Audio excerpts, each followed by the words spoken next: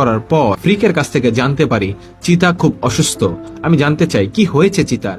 তখন তারা বলে চিতার লাঞ্চে অর্থাৎ ফুসফুসে পানি জমে, আর যার কারণে তার গায়ে প্রচন্ড লেভেলের জ্বর এবং তার হাত পা ভীষণ খারাপভাবে ফুলে আছে।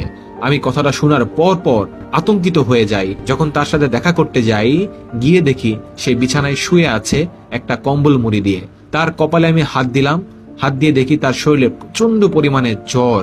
তাকে আমি জিজ্ঞেস করি, ভাই তোমার কি হয়েছে? তখন সে বলে হাসতে হাসতে, ভাই কিছুই হয় নাই, জাস্ট এখানে একটা ছিদ্র করছে আমার পিঠে, ফুসফুস থেকে পানি বের করছে। আমি বললাম হোয়াট? জাস্ট একটা ছিদ্র করছে আর তোমার পিঠ থেকে পানি বের করছে, মানিটা কি? তোমার কি হয়েছে? বলে ভাই আমার এখানে পানি জমছে। আমি বললাম এই কন্ডিশনে তুমি এখানে কিভাবে আসলা?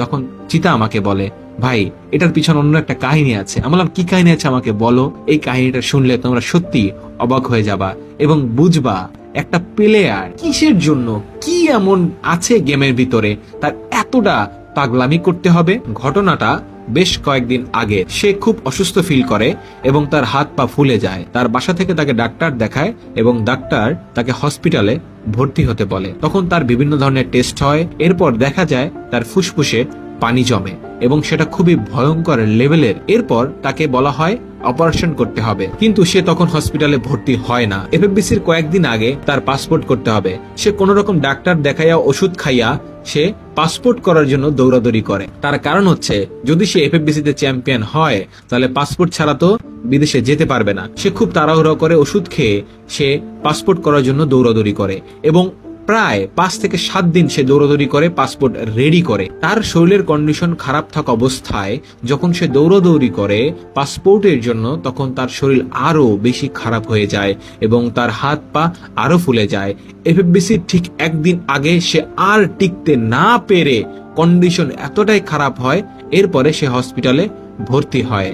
তার বাবা মা তাকে ভর্তি করে এবং তাকে ইমিডিয়েটলি তার এই ফুসফুস থেকে পানি বের করতে বলে। তখন তার হাতে ক্যানোলা দেওয়া হয় ইনজেকশন দেওয়ার জন্য এবং তার পিঠে ঠিক ফুসফুসের পাশে একটা ছিদ্র করা হয়, যেটা তোমরা অলরেডি ভিডিওতে দেখতে পাচ্ছ।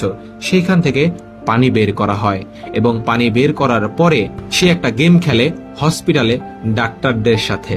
সে বলে যে আমার করোনা টেস্ট করতে হবে। করোনা টেস্ট করার কথা বলে হসপিটাল থেকে একটা ছাড়পত্র নেয়। সেই ছাড়পত্র নিয়ে হসপিটাল থেকে সে বের হয়ে সোজা উত্তরার হোটেলে চলে যায়, যেখানে তার টিমমেট জো ব্রেকার্স ওয়েট করছিল এফএফবিসি ফাইনালের জন্য। তাদের সাথে সেখানে গিয়ে জয়েন হয়। এরপরে তার সাথে আমার দেখা হয়। আমি তাকে বললাম, ভাই তুমি এটা কোন ধরনের পাগলামি করলা? তুমি হসপিটালে ভর্তি ছিলা, তুমি